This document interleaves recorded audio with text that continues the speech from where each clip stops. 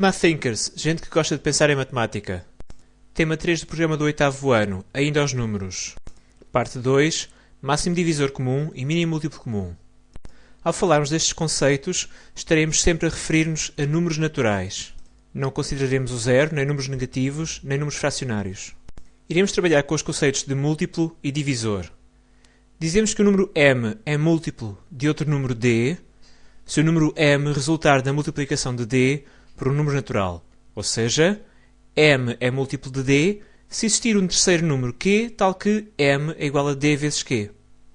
Por outro lado, d é divisor de m se o quociente de m por d for inteiro. Ou seja, se o resultado de dividir m por d for um terceiro número q, que é inteiro. As igualdades que escrevemos atrás, m igual a d vezes q, m dividido por d igual a q, são equivalentes. Portanto, m é múltiplo de d se e só se d for divisor de m. E nesse caso podemos ainda dizer que m é divisível por d. Temos então três maneiras de exprimir a mesma relação entre dois números. Por exemplo, qualquer número natural n pode ser expresso na forma n vezes 1. Ou seja, todo número natural é múltiplo de 1, porque pode ser obtido multiplicando o número 1 por um número natural, o próprio n. Por outro lado, todo número natural, quando dividido por 1, dá ele próprio, ainda um número natural. Logo, todo número natural é divisível por 1, ou seja, 1 é divisor de todos os números naturais. Vejamos outro exemplo.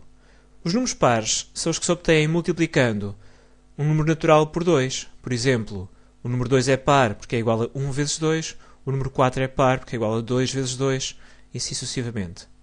Então, todos os números pares são múltiplos de 2. Como se obtém multiplicando 2 por outro número, são múltiplos de 2. Então, são divisíveis por 2. Ou, dito de outro modo, 2 é divisor de todos os números pares. São três formas equivalentes de dizer o mesmo. Para vermos se o número é divisível por outro, por vezes não temos que efetuar a divisão. Podemos aplicar critérios de divisibilidade. Por exemplo, um número é divisível por 2 se terminar em 0, 2, 4, 6 ou 8, ou seja, se terminar por um algarismo par. Um número é divisível por 5 se terminar em 0 ou 5. Um número é divisível por 3 se a soma dos seus algarismos for múltipla de 3, ou seja, se a soma dos algarismos for ainda divisível por 3. Repare-se que este critério pode ser aplicado recursivamente, isto é, se ao somarmos os algarismos do número para ver se ele é divisível por 3, a soma for formada por mais do que um algarismo, podemos novamente somar os algarismos para ver se a nova soma é divisível por 3 e assim sucessivamente. No final, vamos obter uma soma formada por um único algarismo. Se esse algarismo for 3, 6 ou 9, então o número de que se partiu é divisível por 3. Se esse algarismo for outro, então o número de que se partiu não é divisível por 3. Vejamos, por exemplo, o número 83. Será divisível por 2? Não, pois o último algarismo é ímpar. Será divisível por 5? Também não, porque o último algarismo nem é 0 nem é 5. Será divisível por 3? Se nós somarmos os algarismos, obtemos 11. E se somarmos novamente os algarismos do número 11, obtemos 2. Não obtivemos nem 3, nem 6, nem 9. Portanto, o 83 não é divisível por 3. Por vezes vamos estar interessados em determinar todos os divisores de um número natural. E para isso reparemos que os divisores surgem aos pares. Por exemplo, o 2 é divisor de 12 porque o quociente de 12 por 2 é igual a 6. Mas esta igualdade é equivalente a 12 igual a 2 vezes 6, que por sua vez é equivalente a 12 a dividir por 6 é igual a 2. Ou seja, na divisão de 12 por 2 obtemos 6, então o dividendo é igual ao divisor vezes o quociente, mas então o dividendo a dividir pelo quociente dá o divisor. 12 a dividir por 6 é igual a 2, o que mostra que o 6 também é divisor de 12. Então, ao procurarmos os divisores do número natural, sempre que encontramos um divisor, podemos efetuar a divisão do número que estamos a considerar por esse divisor que encontramos e o quociente também é divisor do número que estávamos a considerar. Neste caso, o 2 é divisor de 12, mas o quociente de 12 por 2 também é divisor de 12. Os divisores surgem assim aos pares. Pares de números que, multiplicados, dão aquele número cujos divisores estamos a procurar. Podemos depois aplicar o seguinte procedimento para procurar todos os divisores do número natural.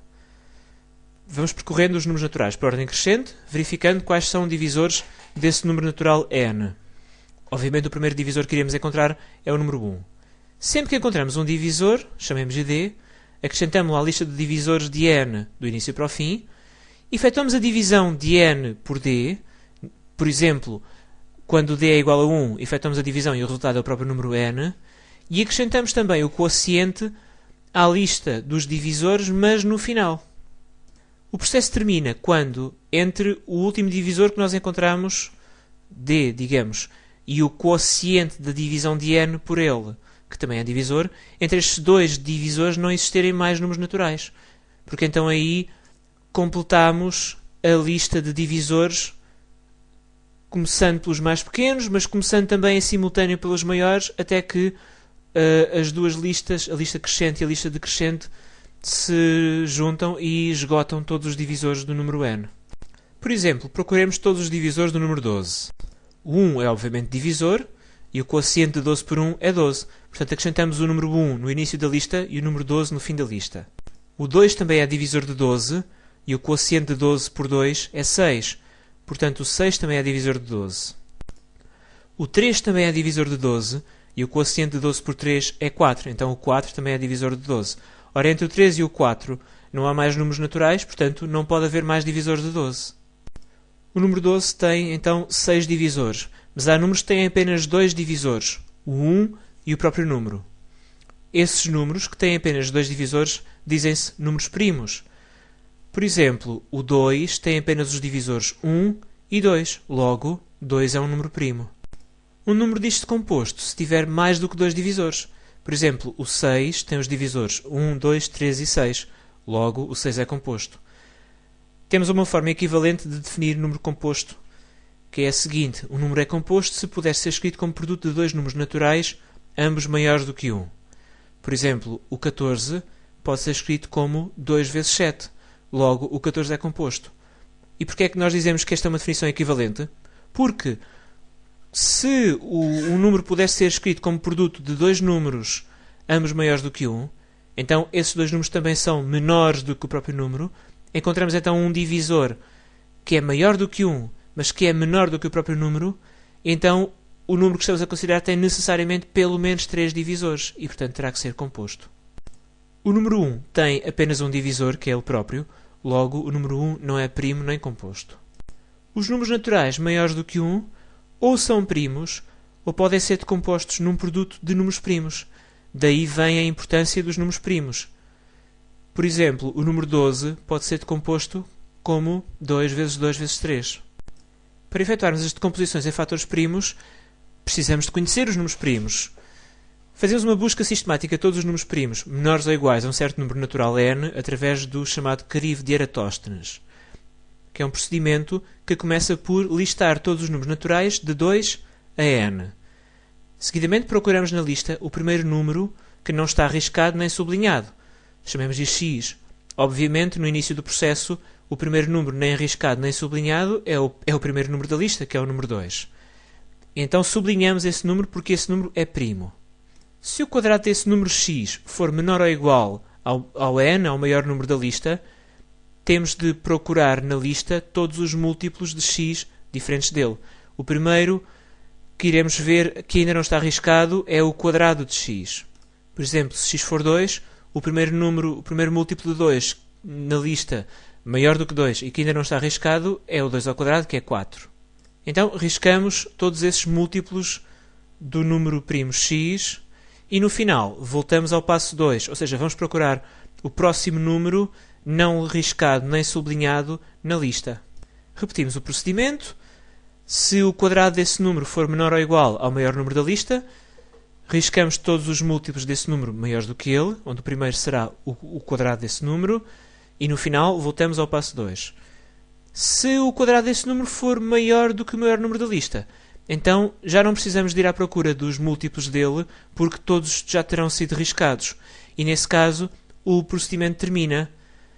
Passamos para o passo 4, sublinhamos todos os números não riscados na nossa lista, e os números sublinhados no final serão os números primos menores ou iguais a n. Por exemplo, fazendo n igual a 20, procuremos todos os números primos menores ou iguais a 20. Escrevemos a lista de números naturais entre 2 e 20. O primeiro número nem riscado nem sublinhado é o 2. Portanto, fazemos x igual a 2. Calculamos o seu quadrado, e 2 ao quadrado é 4, que é menor do que 20. Então temos que ir à procura dos múltiplos de 2, excetuando ele próprio. Portanto, vamos riscá-los, vamos riscar o 4, o 6, o 8, etc. Então voltamos ao passo 2. Neste momento, o primeiro número não riscado nem sublinhado é o 3, então vamos sublinhá-lo. E vamos riscar os múltiplos de 3 maiores do que ele. O primeiro que ocorre na lista é o 9, vamos riscá-lo com outra cor, amarelo. O 12 já foi riscado, porque é múltiplo de 2. Riscamos o 15, o 18 já foi riscado também. Regressamos ao passo 2, ou seja, vamos procurar na lista o primeiro número que não está riscado nem sublinhado, que neste momento é o 5, e sublinhamos-lo. Ora, o quadrado de 5 já é maior do que 20, portanto, se nós fôssemos à procura dos múltiplos de 5 para riscarmos, o primeiro que queríamos riscar, que ainda não estaria riscado, era o 25, mas esse já não figura na lista. Porque, de facto, os múltiplos de 5 que figuram na lista, o 10, o 15 e o 20, já foram riscados porque são múltiplos de números primos mais pequenos que nós já considerámos antes. Então o processo termina, os números que não estão riscados, vamos sublinhá-los porque também são primos, e então encontramos os números primos 2, 3, 5, 7, 11, 13, 17, 19. Estes 8 números são os números primos menores ou iguais a 20. Mas atenção, o conjunto de todos os números primos é infinito, não existe o maior número primo. Por vezes, poderemos ter de trabalhar com números primos maiores do que estes. Estes 8 números devemos sabê-los de cor. Repare-se que o único número primo par é o 2, porque todos os outros números pares são múltiplos de 2 maiores do que 2 e, portanto, são divisíveis por 2. E depois, de entre os números ímpares menores do que 20, só faltam o 1, que não é primo nem composto, o 9, que é 3 ao quadrado e, portanto, é composto, e o 15, que é igual a 3 vezes 5 e, portanto, também é composto. Então, e se surgir nos nossos cálculos um número maior do que 20, como é que nós podemos ver se ele é primo ou composto? Seja n esse número. Vamos começar por escolher um número primo x, começando pelo 2, depois o 3, etc. Portanto, vamos testando para cada número primo, a começar no menor deles todos, que é o 2, se esse número primo é divisor de n ou não. Aliás, se o quadrado do número primo que nós estamos a considerar for maior do que n, e se até esse número primo não tivermos encontrado nenhum outro que seja divisor de n, podemos concluir imediatamente que o número n é primo. Se o quadrado do número primo que nós estamos a considerar for menor ou igual a n, temos de verificar se o n é divisível por ele ou não. Se sim, o processo termina e concluímos que o número n é composto. Encontramos um divisor de n diferente de 1 e do próprio n. Se não, voltamos ao passo 1, procuramos o próximo número primo, vemos novamente se ele é divisor de n ou não, e se for, concluímos que o n é composto. Se não for, voltamos ao número primo seguinte e assim sucessivamente. Vejamos com um exemplo. O 103 será primo? Vejamos para começar se o 2 é divisor de 103. Temos de fazer essa verificação porque, como o quadrado de 2 é menor do que 103, à partida é possível que o 2 seja divisor de 103. Mas não é, porque 103 termina em 3, não termina em 0, 2, 4, 6 ou 8, portanto o 2 não é divisor de 103. Vamos agora fazer x igual a 3 e ver se este número x, este número primo, é divisor de 103. Para começar, calculamos o seu quadrado. Como o quadrado de 3 é menor do que 103, temos de fazer essa verificação. Mas o 103 não é divisível por 3, porque a soma dos algarismos é 4. O número primo a seguir é o 5. O quadrado de 5 é 25, que é menor do que 103, portanto, não podemos terminar ainda o procedimento. Temos de confirmar se o 5 é divisor de 103 ou não. Mas não é, porque os números divisíveis por 5 têm que terminar em 0 ou 5, e não é o caso do 103. O número primo a seguir é o 7, e como o quadrado de 7 é 49, que é menor do que 103, ainda temos de verificar se o 103 é divisível por 7 ou não. Neste caso não é, porque o resto da divisão é 5, não é 0.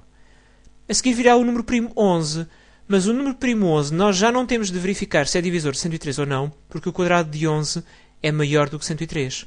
Nestas circunstâncias, como não encontramos nenhum divisor de 103 menor do que 11 e 11 ao quadrado já é maior do que 103, concluímos que o 103 é primo.